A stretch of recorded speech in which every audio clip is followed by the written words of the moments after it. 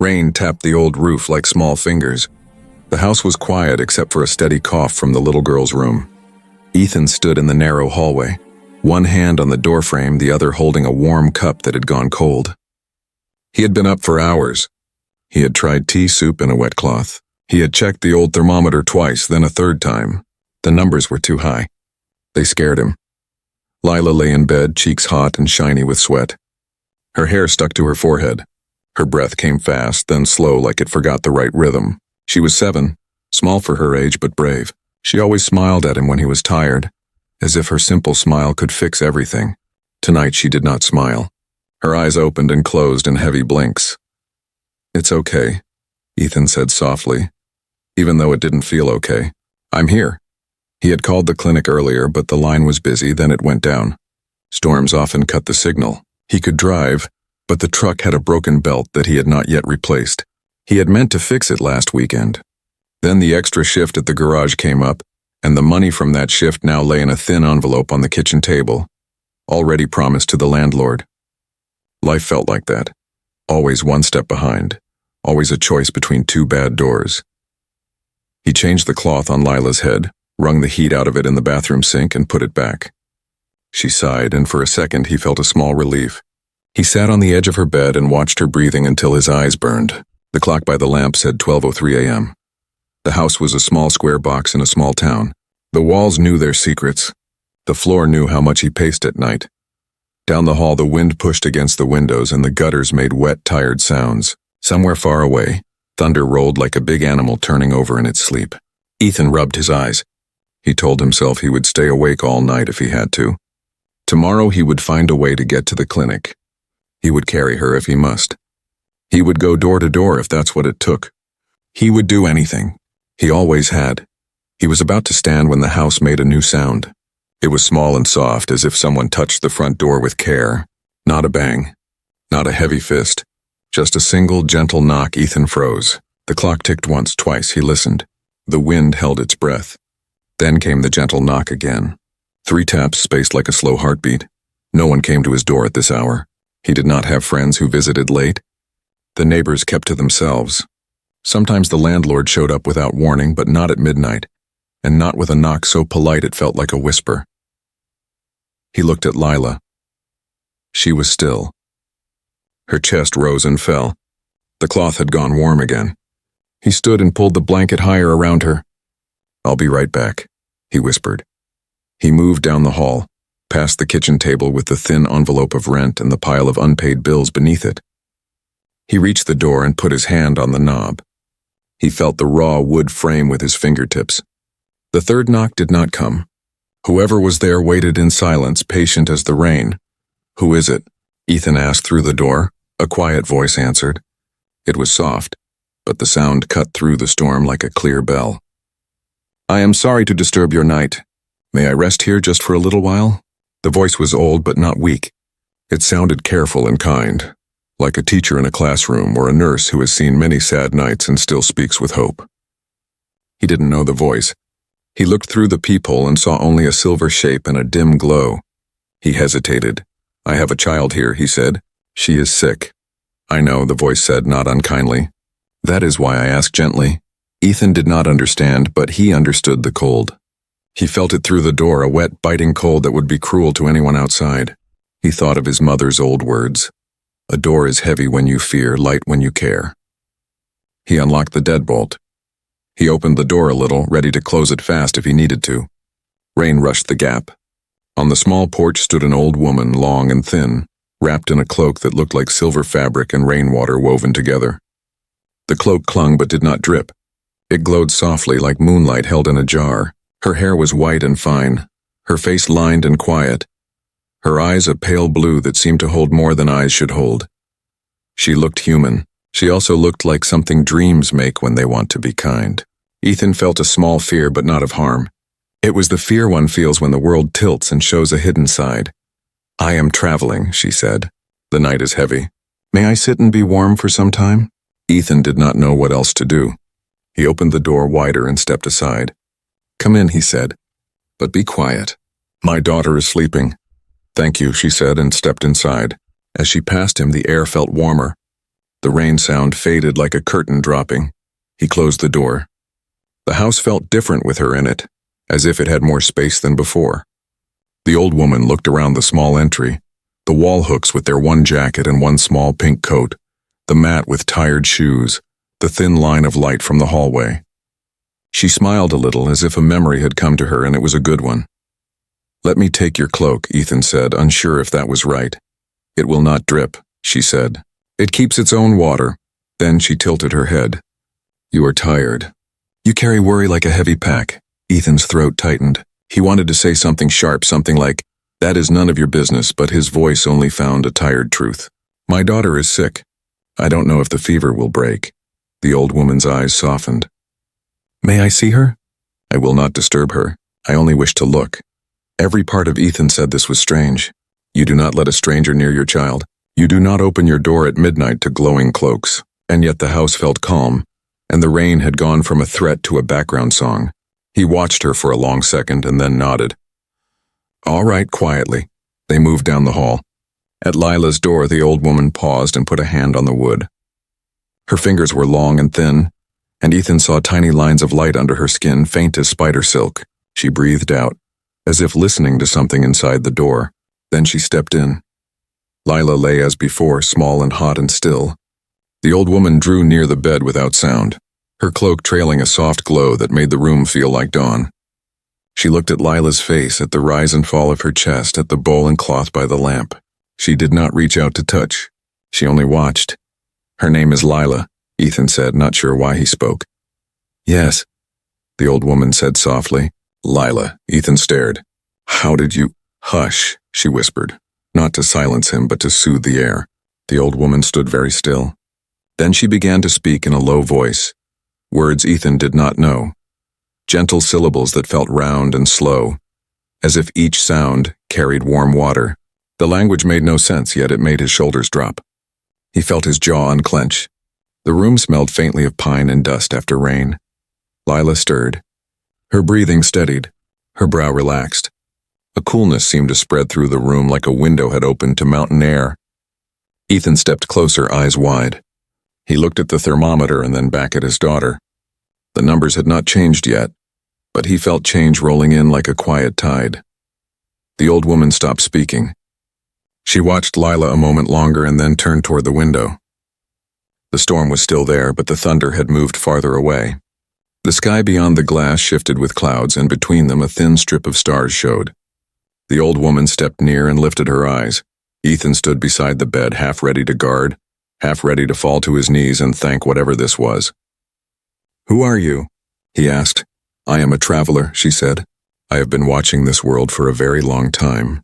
He did not know what that meant. He swallowed. "Why come to my door?" "Because you open doors," she said simply. "Even when your hands are tired." He looked down at his hands, rough with old oil and new worry. He laughed once, a small broken sound. "I don't have much to offer." "You offered warmth," she said. "It is the strongest thing a soul can give." They both turned to Lila when she sighed. Her lashes fluttered. She opened her eyes, clear now, not glassy. She looked at Ethan first. "Dad?" Her voice was small but steady. "I'm here," he said, and his voice shook. "How do you feel?" "Cool," she said. "Not hot anymore." She looked past him to the old woman by the window. Children see what adults try to explain away. Lila stared for a moment with the clean wonder only children have. "Are you a fairy?" she asked. The old woman smiled, and for a second her eyes glowed a bit brighter like far lights on a dark sea. "No, dear one," she said. "Just a friend." Lila nodded, satisfied in the way children can be with a mystery. She closed her eyes again. Within moments she was asleep, her breath deep and even like a boat rocking on safe water. Ethan pressed his hands to his face, then looked at the old woman. "What did you do?" "I listened," she said. "And I asked the night to be kinder." He did not understand. He did not need to. He wanted to thank her, to ask 100 questions, to demand answers. He wanted to make coffee and warm blankets and keep this moment safe in a jar. He also wanted to stand very still so the spell would not break. Instead, he whispered, "Thank you." She nodded. "May I stay until morning?" "Yes," he said at once. "Please." The old woman turned back to the window. The thin strip of stars had widened. She placed a hand on the glass, not touching it, just close, as if she felt the cold with her palm without letting it in. Then in that same low voice, she whispered a few more words, soft and strange, like lullabies from a sky he had never seen. The syllables drifted around the room and settled over the bed like a second blanket.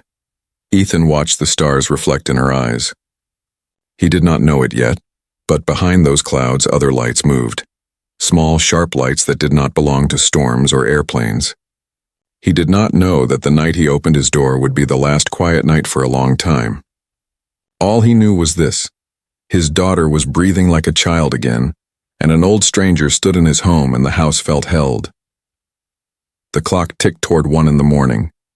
The rain slowed to a hush. Lila slept without a fever.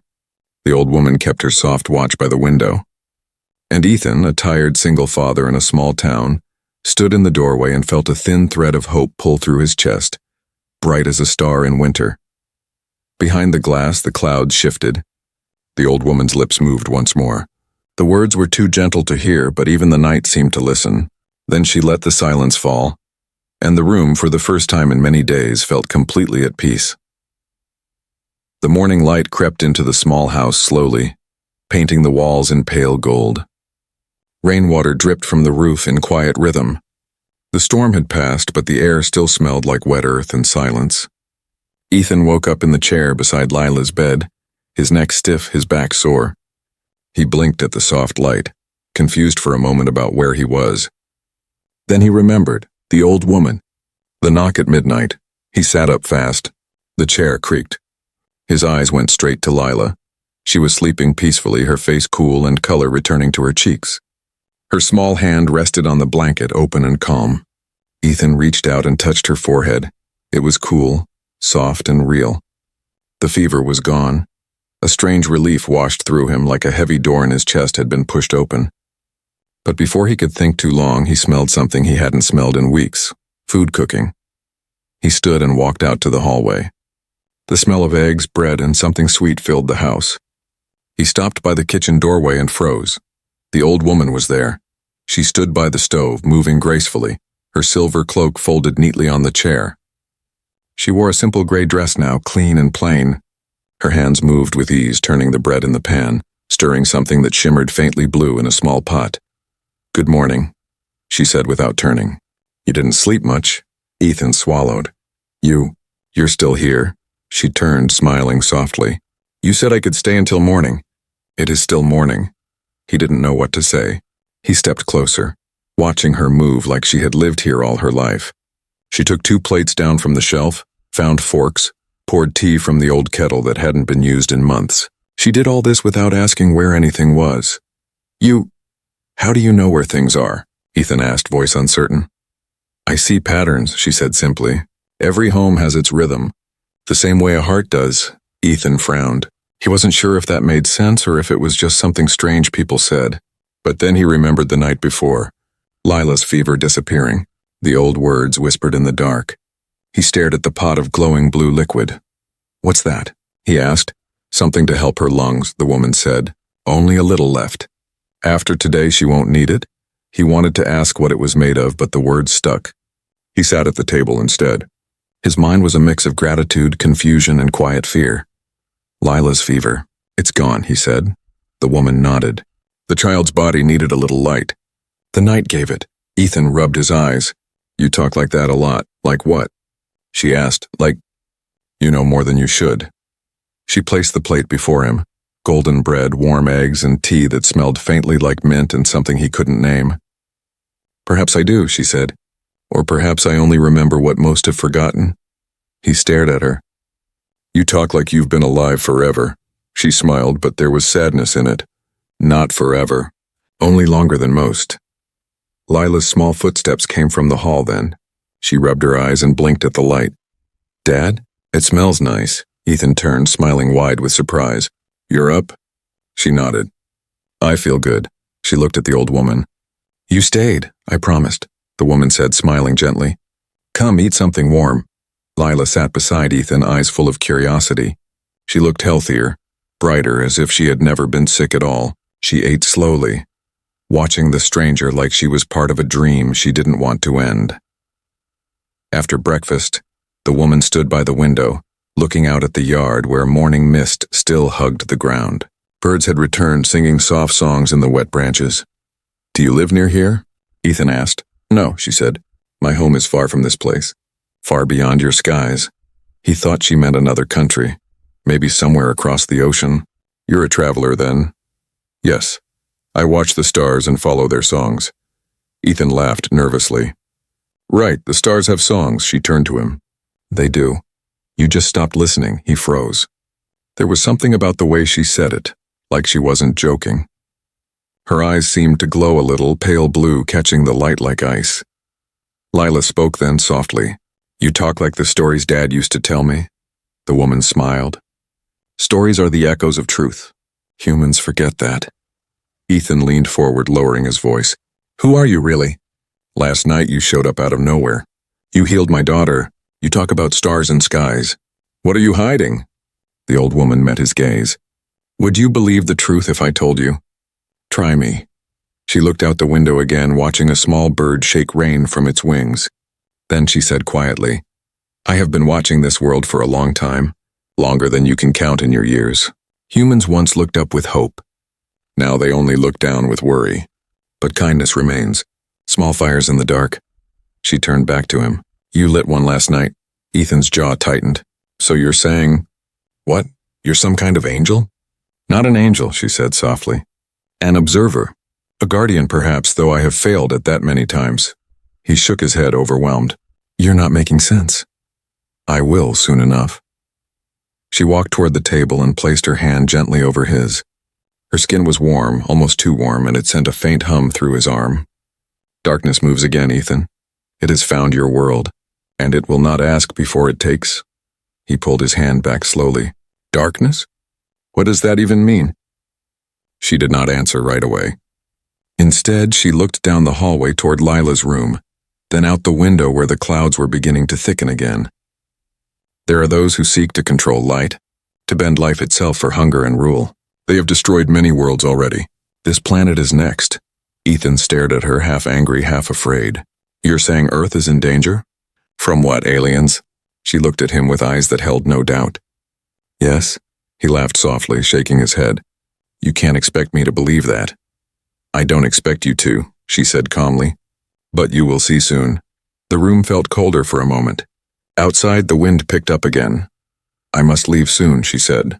"But before I do, you must keep something safe." She reached into her cloak and pulled out a small metallic stone. It was smooth, dark silver, and faintly glowing from within. Ethan frowned. "What is that?" "It is a key," she said. "A message. Hide it well. When the sky begins to cry fire, do not run. Listen." He reached out and took it from her. It pulsed once in his hand, warm and alive, like a small heartbeat. "This is crazy," he muttered. The old woman smiled faintly. "So is faith. Yet here you are." Before he could reply, Lila's small voice came from behind. "Dad, look," he turned. She was pointing at the window. Outside, the clear morning had begun to flicker with faint blue lights, tiny streaks across the clouds, fast and silent. They moved like meteors, but too close, too controlled. Ethan's breath caught. "What is that?" The old woman's voice grew soft but steady. "The warning. They have begun to search." He looked at her, heart pounding. "Search for what?" "For me," she said simply. "And for what I gave you." A long silence filled the room. The birds outside went quiet. The air itself seemed to listen. Finally, Ethan whispered, "What do I do now?" "Stay brave," she said. "Protect your daughter. And when the dark comes to your door, remember, the light answers those who show mercy." Then she walked toward the back door, her cloak already shimmering again, the edges catching light that didn't come from the sun. "Wait, where are you going?" Ethan called. "Somewhere they cannot see," she said, her voice fading as if carried by wind. "For now." And with that, she stepped outside. The air shimmered around her, and in a blink she was gone. Ethan stood frozen, staring at the empty yard. The metallic stone still pulsed in his palm. Lila came close, clutching his sleeve. "Dad, the lights are still there." He looked up. The sky glowed faintly, quiet and strange. Something told him the peace of the world had just ended, and deep inside, the small stone in his hand began to hum, like a whisper from far beyond the stars. The next morning brought no comfort. The air was thick, the sky gray, and the world felt uneasy, like the calm before a storm that didn't belong to nature.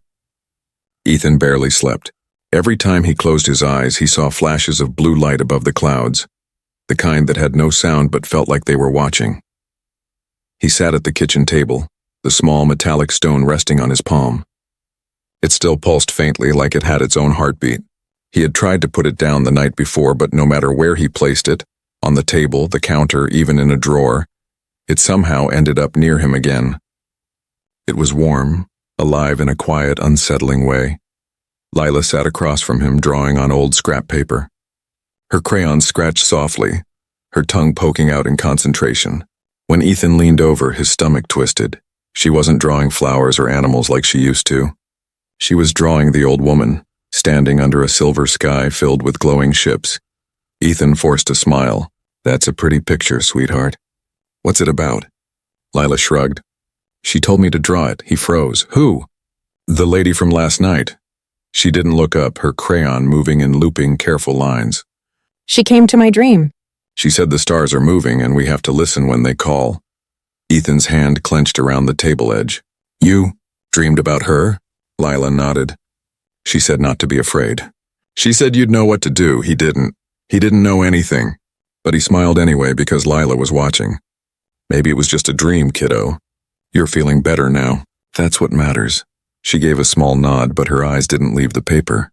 She colored the ships last, sleek black ovals with lines of light around them. They looked too real, too detailed for a 7-year-old. Ethan looked back at the small glowing stone on the table. His chest felt tight. Something about it whispered truth, and truth was the one thing he didn't want right now. He turned on the small kitchen radio to distract himself. Static filled the air before a shaky voice cut through. "Breaking news. Reports coming in from across the world. Multiple unidentified objects have entered Earth's atmosphere. Governments are calling them meteors, but witnesses claim they're slowing down before impact." Ethan turned the dial up. "Several sightings over the Atlantic, Europe, and parts of North America. Military sources have not confirmed if these are natural phenomena. Citizens are advised to stay indoors," and he turned the radio off. The silence that followed was louder than the voice had been. Lila looked up. "Dad, are those the ships?" He forced a laugh. "No, sweetheart. Just meteors. They fall all the time." But even as he said it, he remembered the old woman's words. "When the sky begins to cry fire, do not run. Listen." He didn't want to listen. He wanted normal. Bills, car repairs, late shifts, those were problems he could fix, not this. Not lights in the sky and glowing stones that breathed. Hours passed. Outside, the world grew darker even though it was only afternoon. The air had a hum to it now, like electricity before lightning. Ethan felt it in his teeth, a soft vibration that wouldn't go away. He finally gave up pretending everything was fine. He walked to the backyard and looked up. The sky was not empty. Above the clouds, faint outlines moved, massive, slow, and silent. Shapes that blocked light without sound, like shadows with weight. Every few seconds, a thin blue streak ran across their undersides and the air would pulse. Ethan stumbled back, heart hammering. "No," he whispered. "No, this can't be real." He ran inside, grabbed the stone, and held it tight. "What are you? What do you want from me?" It pulsed stronger, almost like it answered. The kitchen light flickered. Lila's drawing fluttered off the table, landing face up by his feet. The ships in her drawing glowed faintly blue. Then came the sound. A low hum deep enough to shake the windows. It wasn't from the ground, it came from above. Ethan grabbed Lila and ran to the window. In the distance, a bright flash split the clouds, followed by a distant rumble. Not thunder. Something else. The television crackled to life even though it wasn't plugged in. The screen glowed bright white, then showed the face of a terrified news anchor. We are now receiving reports that static. Massive objects have landed near. Static again." Then the picture cleared for a second. Behind the reporter, the sky burned orange and blue. Something metallic and enormous hovered low above a city skyline. Lila clung to her father's arm. "Dad, is it the bad ones?" He didn't answer. He couldn't. His mouth was dry, his pulse pounding in his ears. A soft knock came from the back door. Ethan turned sharply, nearly dropping the stone. He opened the door a few inches and saw her. The old woman stood in the rain again, drenched but calm, the silver cloak clinging to her frame. Her eyes glowed brighter now, the blue light almost blinding. "They found me," she said quietly. "I am sorry." Ethan's breath caught. "What's happening?" "The Watchers have come," she said. "They search for what I carry, the knowledge to stop them. But now it is yours." He shook his head, backing up. "No, I can't stop anything. I'm just a mechanic. I fix cars. I can't even pay rent." Her expression softened. "That is why you can." "What does that even mean?" She stepped inside, water dripping onto the floor. "They destroy pride first, hope second. But compassion, your kind's gift, is what they cannot understand. You showed it when you opened your door. That choice marked you." Ethan's hands trembled around the stone. "You said they'd come for you. Why me?" "Because you have something I do not," she said gently. "A human heart still capable of mercy." Outside, another flash lit up the clouds, closer this time. A ripple of blue fire rolled through the air, shaking the ground. The old woman looked toward the sound. "They are here. What do they want?" Ethan asked. "To strip this world of what makes it alive. They call it purification. I call it hunger." She turned to him. "You must hide, Ethan. Keep your child safe. The stone will protect you for a time, but not forever." Lila peeked from behind her father, holding her stuffed bear. "Will they hurt us?" The old woman knelt down, her glowing eyes soft. "Not if your father listens to the light." Ethan wanted to scream, to demand sense, but his words caught when the air outside exploded with a deep roar. The sky lit up blue, and for a brief moment, he saw it, one of the ships, huge and sleek. Descending through the clouds, it was beautiful and terrible. Like a piece of the night sky had come down to swallow the earth. The old woman grabbed Ethan's hand, pressing the stone tighter into his palm. "Do not let go of it, no matter what happens. And what will it do?" "It will remember." Before he could ask more, a bright beam of blue light pierced the treetops behind the house. The air vibrated, and a high, sharp sound filled the sky. "They've locked onto me," she said, her voice trembling for the first time. "Ethan, I cannot stay." "No," he shouted. "You can't just leave us." She smiled sadly. "I will return when the light chooses you." And before he could stop her, her form began to shimmer, breaking into fragments of pale light. Her body dissolved into hundreds of tiny glowing threads swirling upward, merging into the beam that had found her. The light vanished. The sound stopped. And she was gone. Ethan stood frozen, breathing hard. Lila clung to him, crying softly. Outside, the world was silent again, but above the clouds, faint blue shapes circled, watching, waiting. Ethan looked down at the stone in his hand. It pulsed faster now, almost hot, as if alive. When he opened his fingers, strange glowing patterns ran up his wrist, thin lines of blue light curling like veins. He didn't understand it. He only knew one thing for sure. Whatever the old woman had said was true. The warning had come, and it was only the beginning. Night fell like a heavy curtain, but it wasn't the night Ethan knew. The stars were gone, swallowed by dark clouds that moved like living smoke. The air shimmered faintly blue, humming with quiet energy. It was as if the whole world had been wrapped in invisible wires, buzzing and watching. Ethan sat in the corner of the living room with Lila asleep beside him. He had pushed the couch against the front door and nailed 2 boards across the window. The power had gone out hours ago, no lights. No sound except the low vibration that seemed to come from the sky itself. The small metallic stone, the one the old woman had given him, rested in his hand. It glowed faintly in rhythm with his heartbeat. Whenever he tried to put it away, it felt wrong, like it was meant to stay close. Sometimes it even pulsed harder, as if sensing his fear. He looked at Lila. Her face was calm, her small hand holding her stuffed bear tightly. She had been brave all day. Too brave. When she asked if the lady would come back, Ethan didn't know how to answer. He only said, "Maybe." He stared at the dark window. The reflection of the stone's glow danced on the glass. Beyond that, faint lights drifted in the clouds, too slow to be planes, too steady to be lightning. They hovered there, patient and silent. He whispered to himself, "What do they want from us?" The stone pulsed once, almost like a heartbeat in reply. Hours passed. Ethan's mind felt like it was fraying. Every sound, the creak of wood, the sigh of wind, felt sharper, closer. He was about to close his eyes when he heard something new. A voice. It wasn't outside. It was inside his head. "Ethan," he sat up straight. "Who's there?" Do not fear. It is me." The voice was soft but clear, like a whisper made of light. He recognized it instantly. The old woman. Ethan gripped the stone tighter. "Where are you?" "What's happening out there? The sky is not yours tonight. The Watchers have covered it. They are searching. But they cannot see through kindness. That is your shield." He laughed bitterly. "Kindness? That's not going to stop them. It already has. You are still alive." Ethan rubbed his face, half angry, half scared. "You said something about a seed, about a choice. What did you mean?" The voice grew quiet for a moment, then came again. Softer, sadder. "Long ago your world was given a sleeping gift, a defense born from its own life force. It can only be awakened by a heart that chooses love over fear. That is the seed," he frowned. "You're saying Earth has, what, a defense system? Buried in it?" "Not in the ground," she said, "in you. In those like you." Ethan stared at the stone. "I'm not special. You opened your door when others would have closed it. You shared warmth when you had almost none left. That is what makes you worthy." He shook his head. "I'm a mechanic, not a hero. Heroes are just people who say yes when it matters most." The voice faded, leaving only silence. Ethan stared at the stone.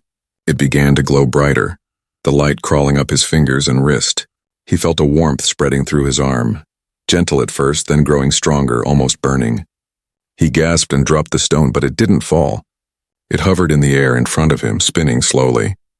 The light from it filled the whole room, and Lila stirred, her eyes blinking open. "Dad," she whispered. "It's okay," he said, though his voice trembled. "It's okay, honey." The stone spun faster. The air hummed louder. The glow surrounded Ethan's hand, then sank into his skin. He shouted and grabbed his wrist, but there was no pain, only a rush of warmth that spread through his body. When the light faded, the stone was gone. Lila stared at him, eyes wide. "Daddy." "Your arm." Ethan looked down. Blue lines ran beneath his skin, pulsing faintly like veins made of light. His hand tingled with energy, and for a moment he could see faint outlines in the air, streams of energy flowing through the walls, the floor, even the broken radio on the table. He touched it without thinking, and it turned on. "This is an emergency broadcast," a robotic voice said. "Major cities under attack. Unknown vessels disabling communication networks.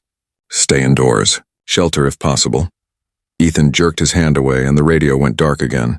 His breathing came fast. "What's happening to me?" Lila crawled closer. "You're glowing," she whispered, like it was the most magical thing in the world. He managed a weak smile. "Yeah, I noticed." Hours later, the quiet broke again. The floor began to tremble. Not from thunder, this was deeper, heavier. Like something massive was moving nearby. Ethan looked out the window and froze. Down the street, the air rippled, bending the light around it. A dark shape floated between the houses, smooth, metallic, silent. 3 lights pulsed beneath it in a triangle pattern, scanning the ground. It wasn't a ship.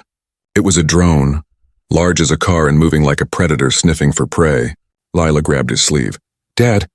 "Quiet," he whispered. "Stay low." They crouched behind the couch. The hum grew louder as the drone drifted closer. A beam of blue light swept across the windows, crawling over the boards he had nailed up.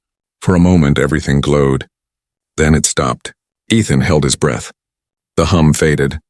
The light pulled back. The drone floated higher, then glided away, vanishing behind the trees. He exhaled slowly. Okay. It's gone." Lila's small voice came from beside him. "It was looking for her, wasn't it?" He nodded. "Yeah, and maybe for us too." She bit her lip, then said softly, "The lady said we had to be brave." He looked at her. This small, innocent child who had already seen too much. "You really believe what she said?" "She healed me, didn't she?" He smiled faintly. "Yeah, she did." Hours passed again, each minute longer than the last. Ethan couldn't sleep. His body buzzed with strange warmth, his hand glowing faintly even when he tried to hide it under his sleeve. He kept hearing her voice in his head. The seed must be awakened by a human heart. He didn't know what that meant. But he knew one thing. He couldn't run forever. He stood, walked to the door, and looked out again. The sky pulsed faintly with blue streaks. The world was being taken piece by piece, and somewhere out there the old woman was either gone or watching. He whispered into the quiet, "You said I have to choose." So what's the choice? The voice came again, soft as breath. To hide or to rise? Ethan closed his eyes. He thought of Lila's laugh, her tiny hand in his. He thought of the fear he saw on people's faces in the news. He thought of the night he had opened the door to a stranger who changed everything. He looked at his glowing hand. If I rise, what happens to her? Then she will see a world worth living in. He took a deep breath. The air felt heavy, almost metallic. But his fear was starting to fade, replaced by something else. Resolve. He looked down at Lila, sleeping again under a blanket, her bear tucked beside her. He whispered, I'll protect you. Whatever it takes. Outside, another rumble shook the ground. The blue lights grew brighter, moving closer to town. Ethan stepped toward the window, and the glow from his veins brightened, answering the sky's pulse. For the first time, the air around him didn't feel cold. It felt alive, like the planet itself was breathing with him. He didn't know how, but he could sense something deep beneath his feet. A rhythm, a heartbeat. The same one that matched his own. The choice had been made. And the world, his world, had started to awaken. The world had gone quiet. But not the kind of quiet that meant peace. It was the kind that pressed on your chest, thick and waiting like the air before lightning strikes. Ethan stood outside his house, the wind cold against his face. His hand still glowed faintly under his sleeve, and every time his heart beat, thin lines of blue light pulsed beneath his skin. He didn't know if it was a gift or a curse. The night sky was strange now. It shimmered in places where it shouldn't. Shapes moved high above the clouds, slow and deliberate. Sometimes they blinked with blue light. Sometimes they vanished completely, as if they could fold in and out of the air itself. He tightened his grip on the metal wrench he carried, a useless weapon against what he'd seen, but it made him feel human, grounded. Inside, Lila slept curled on the couch, wrapped in blankets. He had promised her it would be okay. He had said it in a strong voice he didn't feel. He looked down at his glowing hand and whispered, If this is the only way, then show me how. The moment he spoke, the stone's energy answered. The lines of light along his veins brightened, then extended outward, weaving into shapes he didn't understand. Circles, spirals, glowing patterns that hung in the air before fading like smoke. For a moment, Ethan saw everything differently. He could see the power lines humming in the ground, the faint current in the walls, even the tiny pulse of energy inside the trees. It was as if the world had veins of its own, and he was seeing its heartbeat. He stumbled back, overwhelmed. What is this? A soft, familiar voice came from behind him, not from the air, not from his ears, but inside his mind. It is the seed's connection, said the voice of the elder. The planet is waking through you. He turned around, expecting to see her, but there was only the wind. You're still here? Only as light. My body is gone, but part of me remains. You carry it now. Ethan's heart pounded. You said I'd have to use this. To protect her. But I don't even know what I'm doing. You will learn. Light remembers what the mind forgets. Her words echoed in him, soft and powerful. The glow around his hand flickered again, and for a second he saw flashes. Images not from his memory, but from the stones.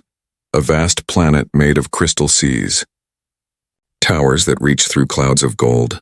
Alien figures standing beneath twin suns, holding the same blue stones in their hands. Then fire. Darkness, a swarm of black ships blotting out the stars.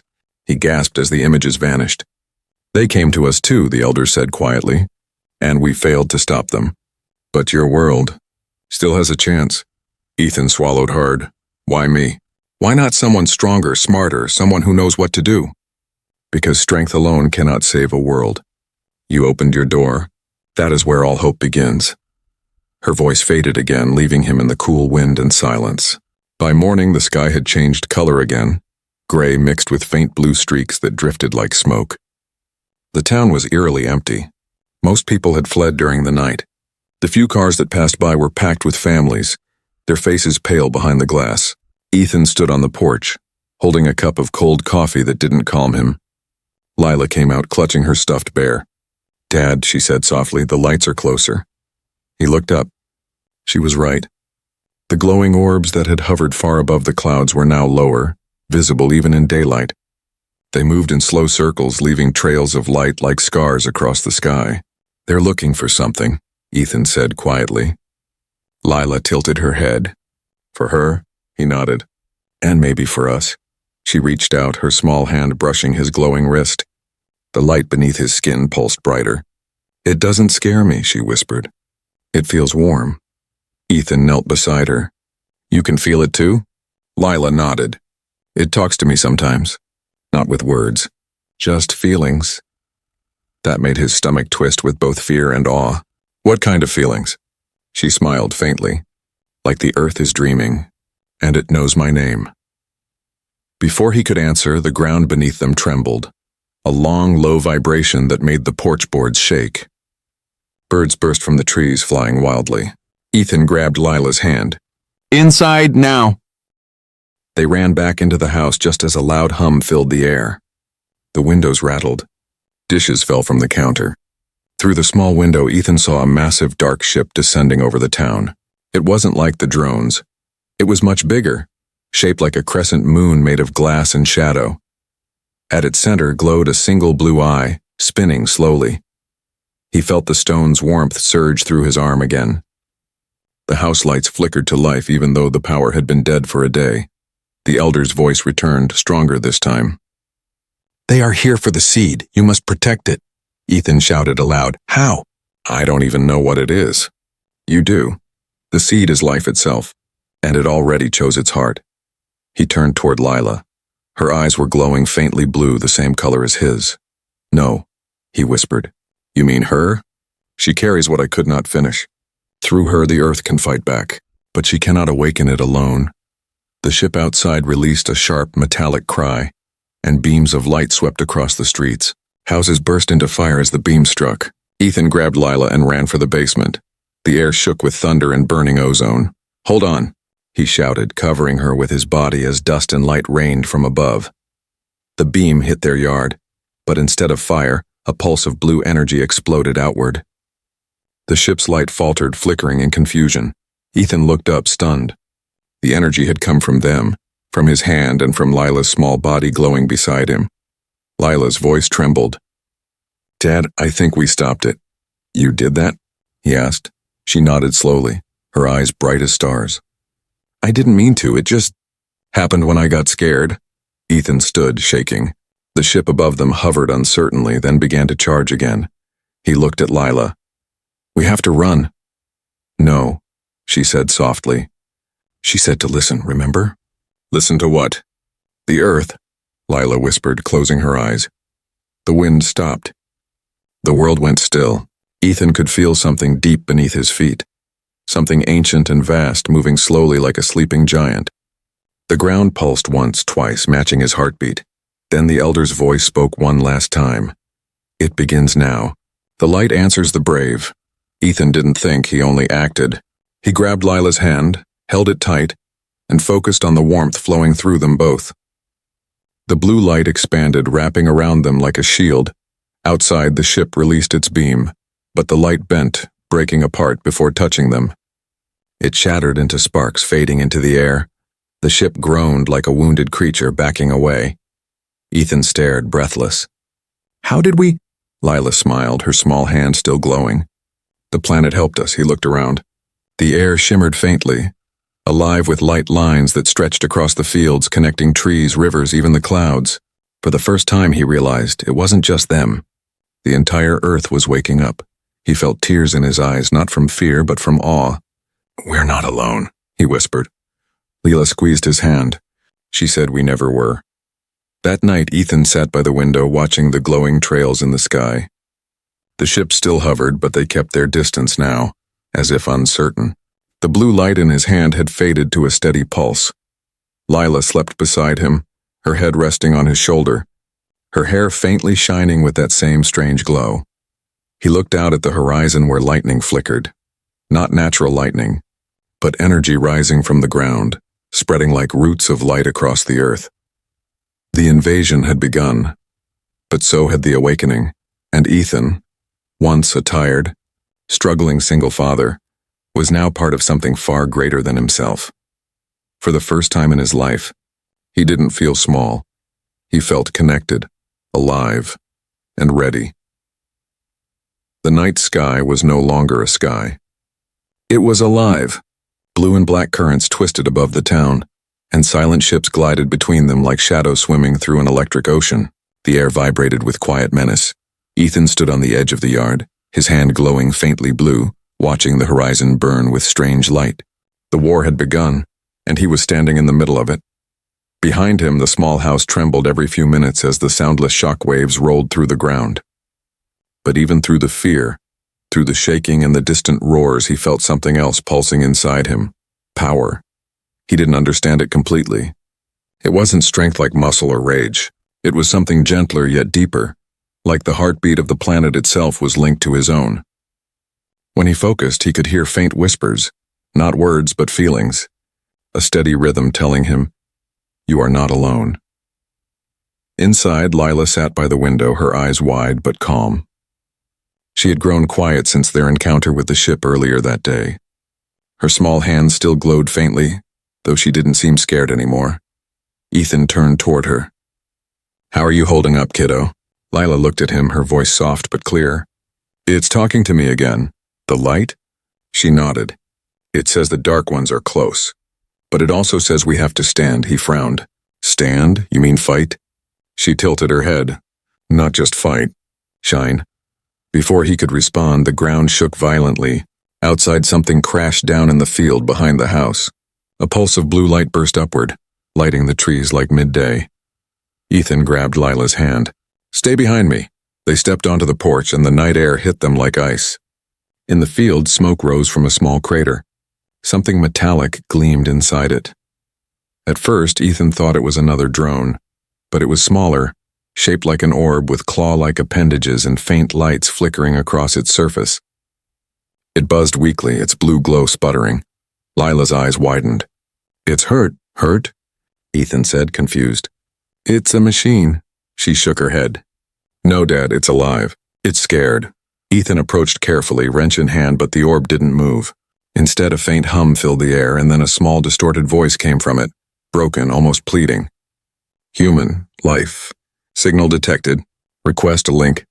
Ethan froze. Did it just talk? The orb pulsed again, its lights dimming. "Defensive unit. Neutralized. Assistance. Required."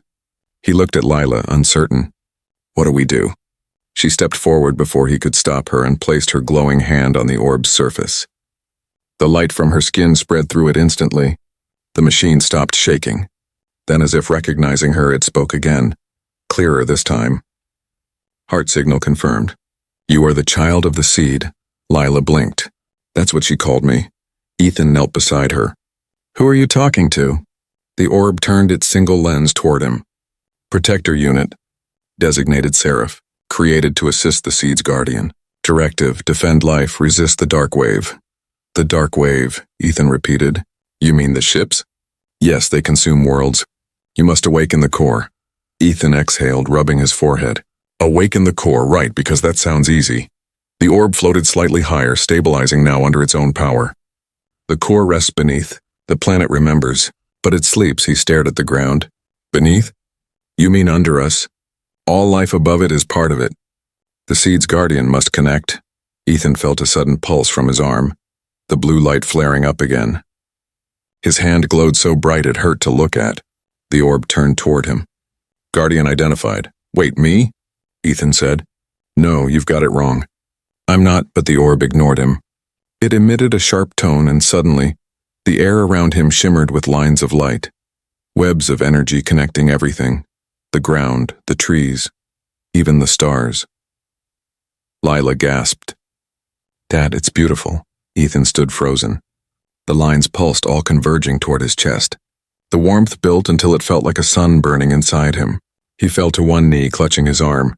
"Guardian synchronization complete," the orb said. "Core awakening sequence initiated." "Wait," Ethan gasped. "I don't know what I'm doing." But the ground beneath them began to glow with the same blue light. The air vibrated, deep and steady like the heartbeat of the earth itself. The orb floated higher, spinning faster. Then came the sound, the kind that wasn't really a sound at all, but a vibration that went straight through the bones. Miles away, the alien ships turned their attention. They had felt it too. The first blast hit like thunder. The house shook, glass shattering in every window. Ethan pulled Lila down as a beam of blue fire sliced through the air where they had been standing seconds before. The orb flashed red. Hostiles incoming. Defensive action required. I don't even know how to fight, Ethan shouted. Your instincts will guide you. The seed will answer. The sky roared again. 3 dark drones descended over the field, each one humming with lethal energy. Ethan's arm burned hotter.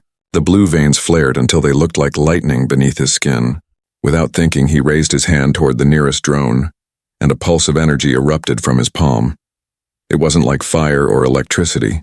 It was pure force, a blast of light that sent the drone spinning backward, its metal shell cracking apart before it hit the ground. Ethan stared at his hand, stunned. Did I just do that? Lila's eyes were wide. Dad, you did! The other 2 drones moved closer, their blue beams charging. Ethan stepped in front of Lila, his heart racing. When the beams fired, he raised his hand again, and this time the energy didn't just explode outward. It formed a shield. The beams hit it and scattered into sparks. Lila gasped. You're glowing like her. Ethan gritted his teeth, pushing forward. Then maybe it's time I start acting like her. He thrust his other hand forward, and a burst of light shot from the ground itself, striking the drones in a wave of blue fire. Both machines shattered in midair, raining metal into the smoking field. Silence followed, broken only by the wind. Ethan dropped to one knee, breathing hard. The glow from his arm began to fade. The orb floated close. You are attuned now, but the core is not yet awake. More will come. Lila helped her father stand. Dad, you can do this. He looked at her, exhausted but alive. I don't even know what this means. She smiled. It means you're a hero. He laughed softly, shaking his head. Heroes don't get scared like this. Then maybe the world needs scared heroes, she said. The orb pulsed again. Time is limited. The dark fleet gathers above the stratosphere. If the core is not awakened, your world will fall. Ethan looked at the glowing cracks in the ground, the faint blue lines running toward the horizon. Then tell me how. The Guardian's light must merge with the heart. The child carries it. He froze. Lila? The orb hovered silently. Lila's eyes glowed brighter now. It's okay, Dad, I can feel it too. No, he said quickly. I can't risk losing you. She reached up and touched his face gently. You won't lose me. You'll help me shine. The wind around them shifted and the earth began to hum again, louder this time. The blue lines that spread from their feet brightened until the entire field was a sea of light. Above, the dark ships gathered. The invasion was no longer hidden, it was here. Ethan took a deep breath, holding Lila's hand tightly. If this is the only way, she smiled up at him, then let's save our home. The orb floated higher, glowing like a small sun. Synchronization begins. Ethan and Lila closed their eyes. Their light merged, brighter than anything the night had ever seen. And far above, for the first time in countless ages, Earth itself stirred awake. The dawn came without sunlight. The sky above the trembling Earth was a whirlpool of color, blue, gold, and violet, folding into itself like the heavens were being rewritten. The alien fleet hung above the clouds, their black hulls gleaming with cold fire, silent and waiting. From the ground, it looked like the end of everything, but inside the swirling light, something ancient had begun to breathe again. Ethan stood in the center of a glowing field, his clothes torn, his hands bright as stars. Beside him, Lila's small figure radiated warmth that could be felt even through the roaring wind.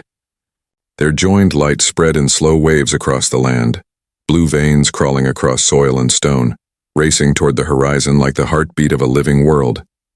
The air trembled. The mountains answered. The ocean stirred. Ethan looked at his daughter, his voice trembling. What's happening, Lila? She opened her eyes, glowing like 2 tiny moons. It's waking up, Dad. The planet's waking up. Above them, the first of the enemy ships descended, massive, sharp-edged machines that blotted out the sky. Their surfaces rippled with black energy, and their beams began to charge. Ethan could feel the heat before it came. Get behind me, he shouted. But Lila shook her head, her voice calm and clear. No, we stand together. Her small hand reached for his, and the moment their palms touched, the ground beneath them pulsed with an echoing boom. The light around them turned gold, then white. The first beam from the alien ship struck, and vanished against their shield of light. Ethan's knees shook under the pressure.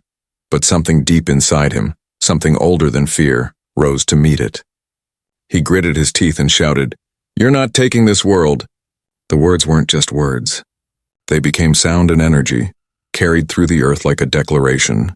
The shield burst outward in a dome of light, and the beam scattered into a rain of harmless sparks. The alien ship shuddered, its hull cracking. Then the elder's voice came through the roar, calm as a lullaby. "You have done what no one else could, Ethan. You have awakened the seed."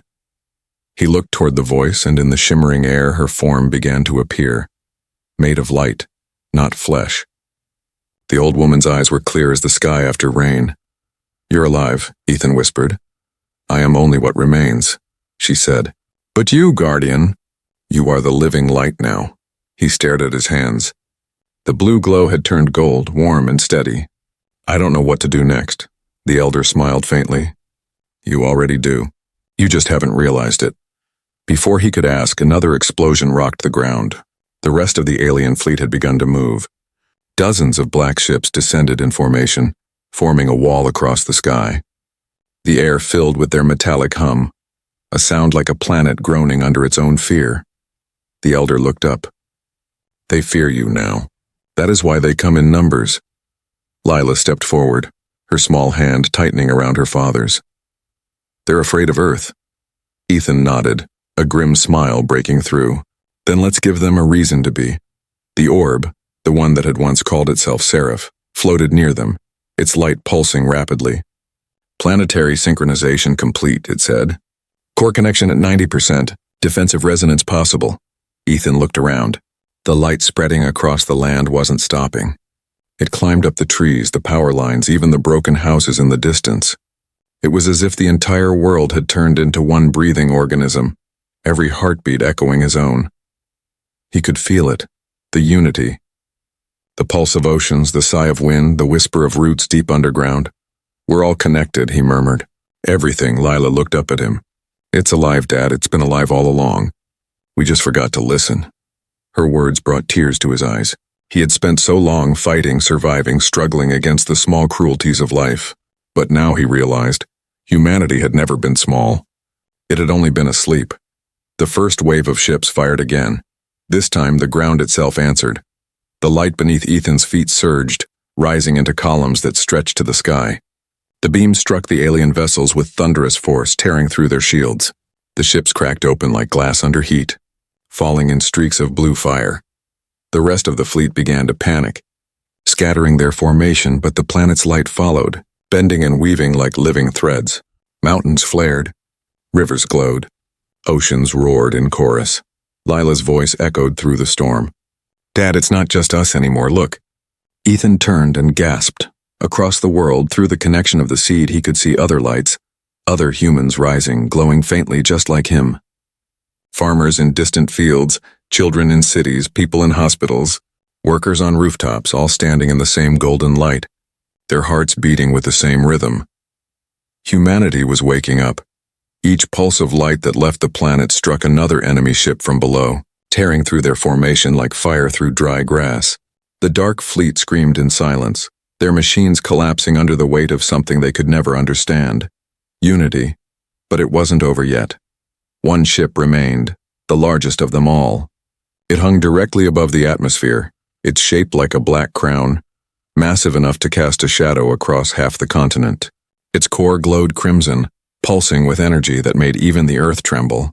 The elder's voice came again. "That is the Sovereign, the heart of their hive. It will not fall easily." Ethan clenched his fists. "Then we make it fall." He looked down at Lila. "Stay close to me." She nodded. "Always." They raised their joined hands toward the sky. The light between them grew until it swallowed the field. The Seraph orb circled them, spinning faster and faster. "Final sequence initiated," it said. Human resonance at full capacity. The earth began to glow white-hot and the air turned to gold mist.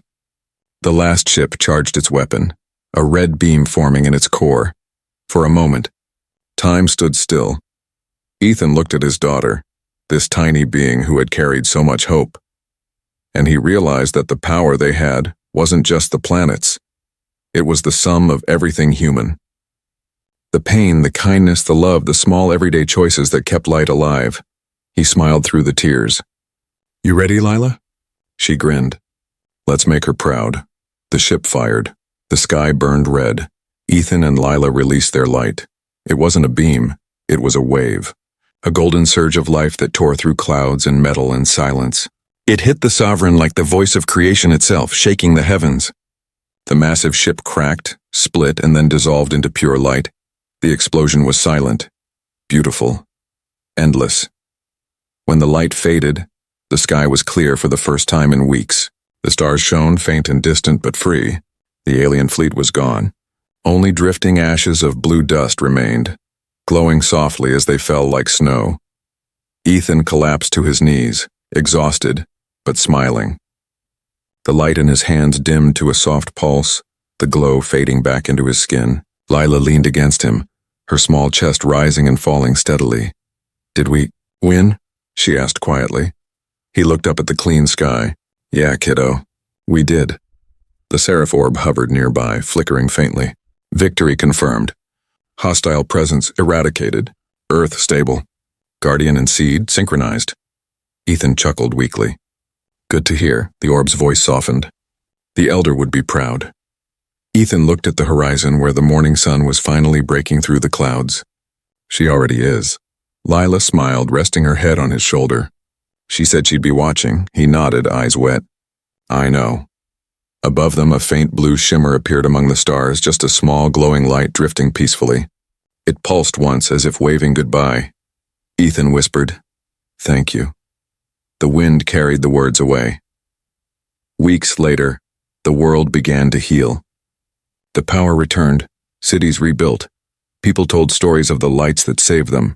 Scientists tried to explain, but most stopped trying. They just called it the awakening. Ethan and Lila moved to a quiet cabin near the hills. Every night they watched the stars together, hand in hand. Sometimes, when the wind was just right, the air shimmered faintly blue and they could almost hear the elder's voice again. "Protect this world. Cherish it. It chose you as much as you chose it." And Ethan would whisper back, "We will." Because the truth had become clear. Humanity was not alone. It had never been. It just needed to remember how to listen. And in the calm after all the storms, as the stars returned to their ancient places, the earth itself seemed to sigh. Peaceful, alive, awake. For the first time in forever, the universe smiled back.